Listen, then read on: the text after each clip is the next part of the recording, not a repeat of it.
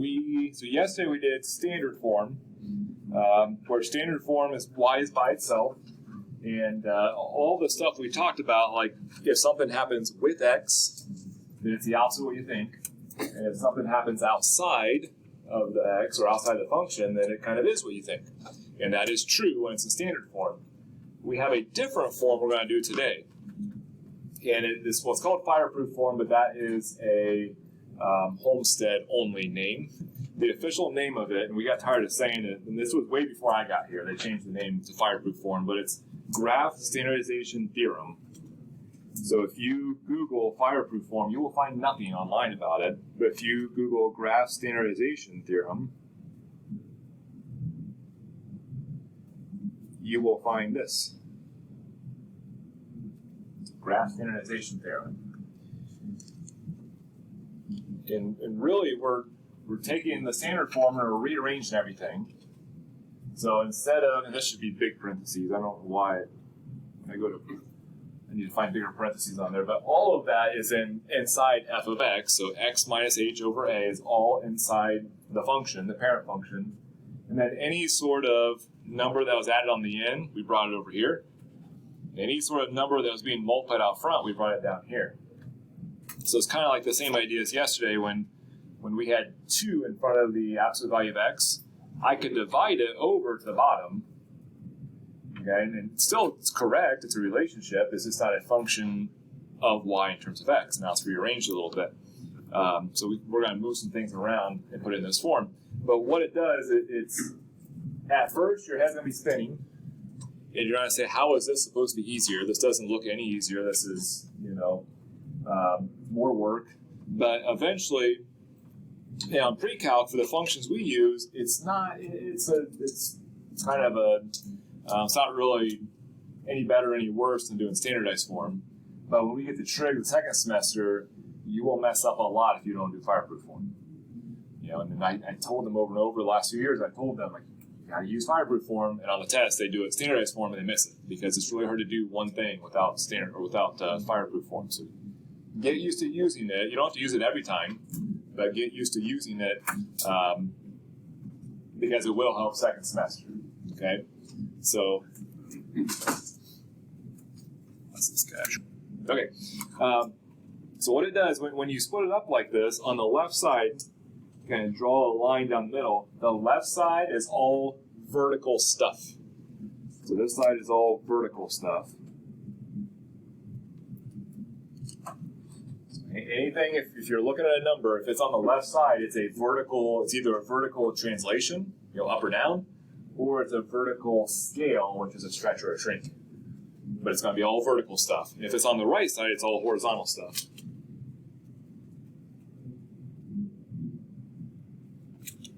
All horizontal stuff. So left side, right side, vertical, horizontal. And then if you split it the other way, anything on top, those are translations. Okay, so these are translations, which are the slides up, down, left, and right. Those are translations.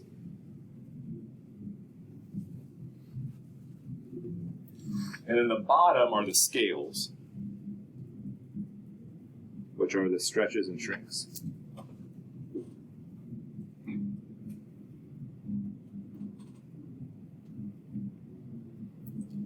So those are any kind of stretch or shrink. So if you're trying to figure out what does this number mean, look at its location. If it's in the upper left, that would be a vertical translation. So that tells you how far up or down to go. I know that yesterday, whenever we had, not yesterday, but a couple days ago, when we had a number on the end, like that -2, that meant down 2 units. That's because it was over here. If I bring it to the left side, it'd be a y plus 2. But it still means down 2 units. So when I move it over, it's no longer what it looks like. It's the opposite of what it looks like. So when I bring that over as a plus, it's the opposite of what it looks like. And remember, when a number was inside with x, it's the opposite of what it looks like. Well, that stays there. That stays inside the function in fireproof form. So now that it's on the other side, it's y minus k, where k is the number, or is the translation up or down. So if it's -5, that's 5 units, it's a positive 5, 5 up. Okay, or if it's a plus 5, that's like minus -5. -5 means down. Okay, so now it becomes kind of opposite of what you think it is. So K would be a vertical shift. Vertical shift. And now it is, sort of the opposite of what it looks like. I put OPP for opposite. K is like an R sometimes, so I'll just do a capital K.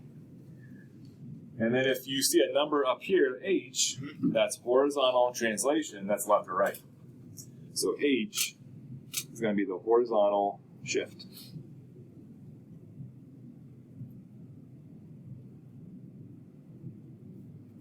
And it's the same as yesterday because it didn't move. We always had the number with X. So H is where you go. So if it's X minus 7, 7's positive, you go up 7. Even if it's minus 7, it's up 7. Okay? And now let's go back here. So yesterday, when I had where was I looking here? I got myself messed up. Yeah, so this one here, I have a 2 out front here. And it is what it looks like, right? Because a 2 was a stretch. Now, if I want to bring it over here, it doesn't change. When I move to the other side, it becomes a division. It stays what it looks like, so that is still a stretch. So that number down there, it is what it looks like. So B is a vertical scale where a big number is a stretch and a small number is a shrink. So B would be a vertical stretch or shrink.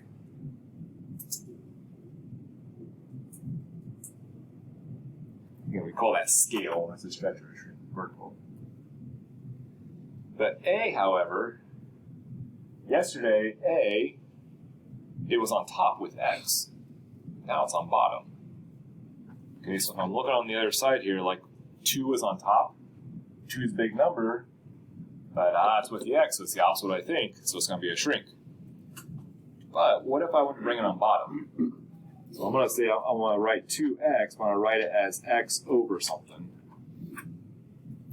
Well, what do I divide X by to equal 2X? 1/2. Yeah, that's kind of weird to think about, right? Because normally, when you have a fraction on bottom, you flip it to bring it to the top. Well, here for fireproof form, we want to flip it and bring it back down to the bottom.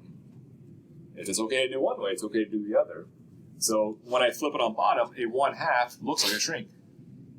So now when it's in fireproof form and the number's on bottom, when that scale's on bottom instead of on top, it is what it looks like. So a big number is a stretch, a small number is a shrink. Okay, so the A is on the horizontal scale, but now it changed too. It is what it looks like. So these two numbers yesterday were different. Like the K, it was what it looked like. Now it's going to be the opposite of what it looks like. A is now on bottom, so now it is what it looks like, whereas yesterday it wasn't what it looked like. Okay, so this is a horizontal stretch slash shrink. Run out of space there. Okay, so that's just the translating part of it. And again, I know that the first time you see it, this isn't easier. I kind of halfway understood standardized forms, so I'm going to stick with it. Let's try this out so it will get easier. Okay, it gets easier the more you use it. Anytime you do something new in math, sometimes it seems really difficult, and then after a day or two, you're like, oh, this is easy now that I've done it a few times. Okay, so here's one in fireproof form. Here's a function that was already transformed and put in the fireproof form. So let's describe the transformations first. And we always first want to say what's the parent function. And notice over here it says f of x, so everything inside parentheses, that's your translations, but what function is it inside? So like on this one, what's the parent function on the first one?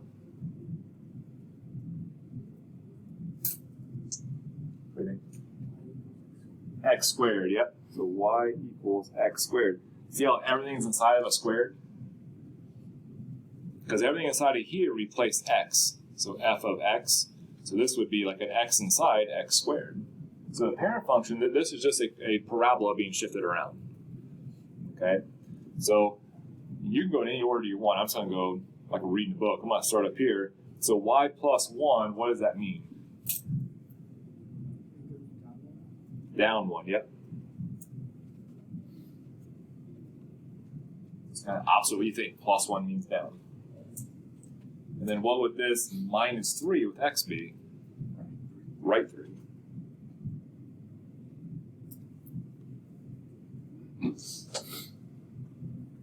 How about this 1/3?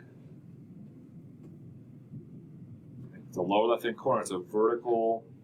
Is that a stretch or a shrink? If it's a 1/3. It's a shrink, so we have vertical shrink.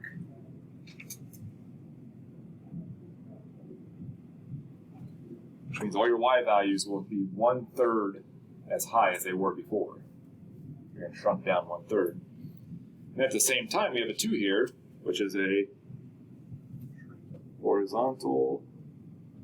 But be careful now, because now it's on bottom, it is what it looks like.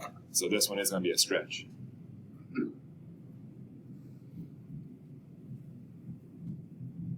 Two. Which is kind of weird to think about. You're taking a function, you're going to vertically squish it down to 1/3 of its height. After you did that, then you're going to stretch it out and double it. You could actually do that all in one. I could do it all in a vertical shrink, or I could do it all in a horizontal stretch. This, the way it was written, there's a combination. So this is where you're going to get more than one right answer sometimes. You know, I could on this one, if I did a vertical shrink of a ways, different fireproof forms get the exact same graph. Basically, if we give you fireproof form, just answer it the way we wrote it. When you're going from standard to fireproof, we're always going to do the simplest way, so we'll probably all get the same answer. There are other right answers for it. I wouldn't be like digging and trying to find other answers just to kind of be funny. You know, just put the simplest answer and move on so you don't spend time. So that's reading it now. Let's go to standard form. Remember, standard form is y is by itself. So use your algebra skills and get y by itself. So my first step, I'd multiply 1/3 over, and then subtract the 1 over, right? So it'd be y equals, multiply the 1/3 over,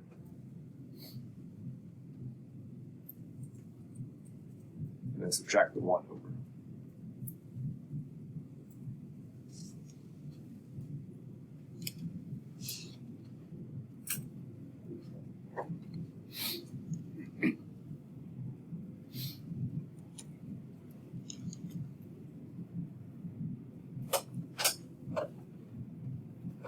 And that's fine if you want to stop right there.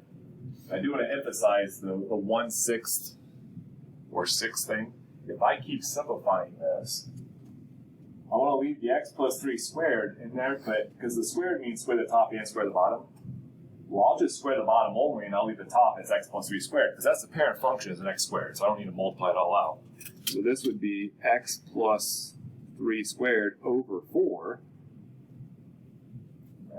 Minus 1. And then, let's see. Yeah, this is kind of extra. You don't need to do it, but.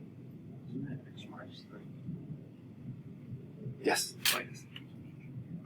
So anyway, so this is fine though. If you just want to leave it, you don't have to simplify everything out and you put it in standard form. I'm looking for y by itself.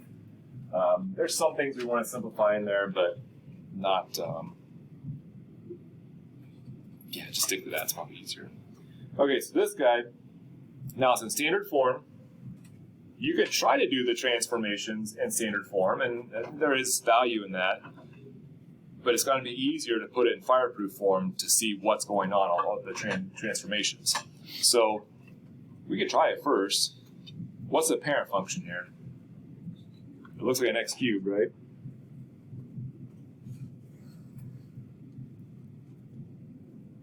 And I know there's a minus 5 on the end. What does that minus 5 in standard form mean?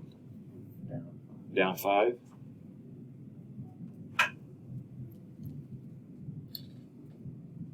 What does the plus 1 mean inside the x? Left 1. What's the 4 in front mean? Vertical stretch that we did yesterday. Remember, out front is a vertical stretch.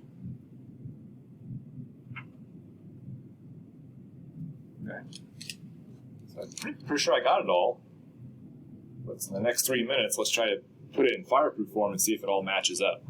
So fireproof form just says that the parent function needs to be by itself. It can have stuff inside, but it can't have anything being multiplied by it or added subtracted to it. We said the parent function was x cubed, so I need the x cubed by itself. And the stuff inside it's okay. The stuff inside parentheses is fine, but that's it. So the right side is going to be x plus 1 cubed.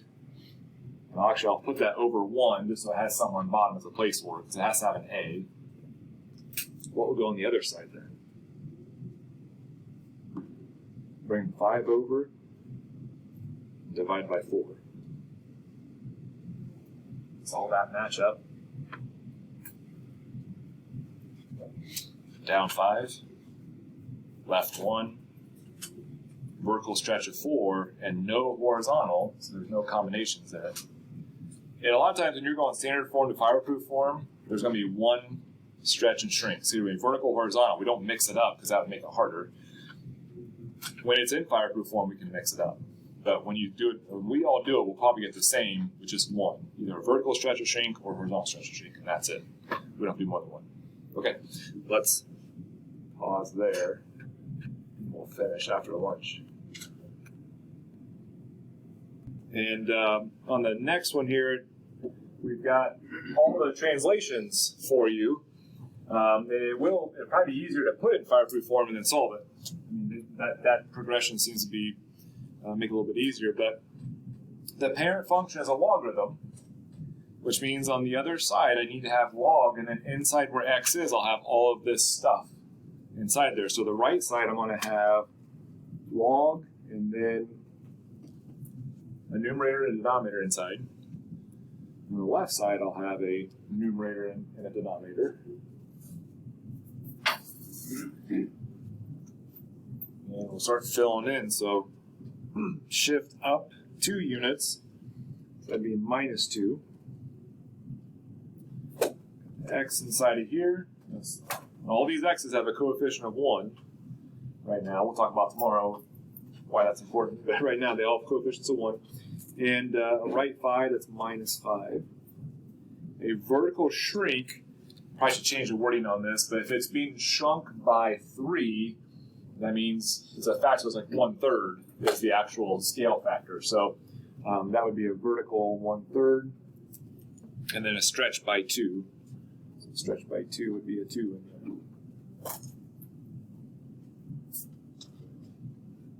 Just use your algebra skills to get y by itself.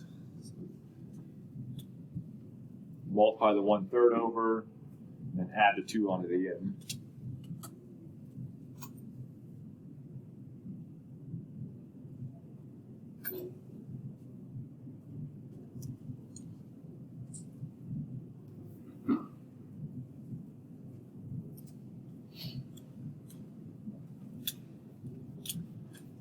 We probably could simplify the inside some, but for right now I'm not too concerned about it.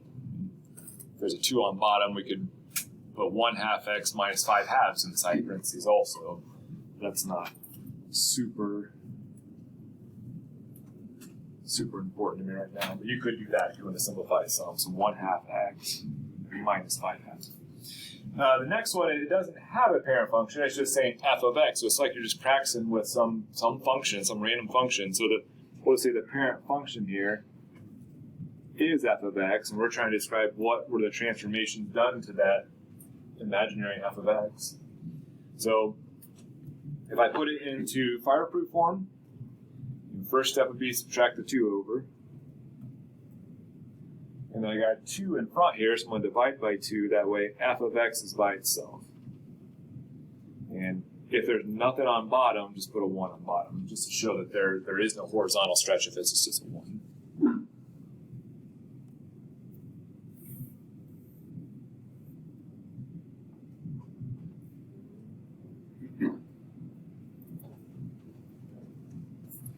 So up 2, right 1, vertical stretch of 2.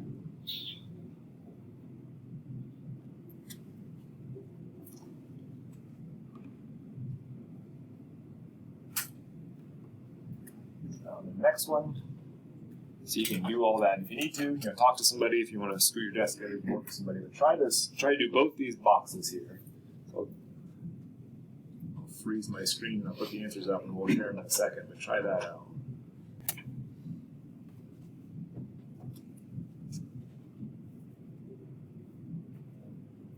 Questions on that? Now, I know oh, sorry, a question? Didn't see it fast enough, sorry. I didn't know that was an exponent, so I didn't.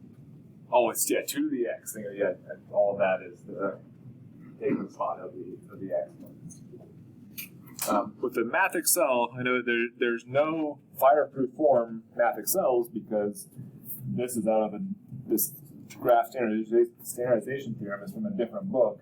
So it does have some questions that are in standard form. So some of those questions, some of you working ahead right now are thinking like, this isn't fireproof form. There's none of that in there. Well, this is still stretches and shrinks.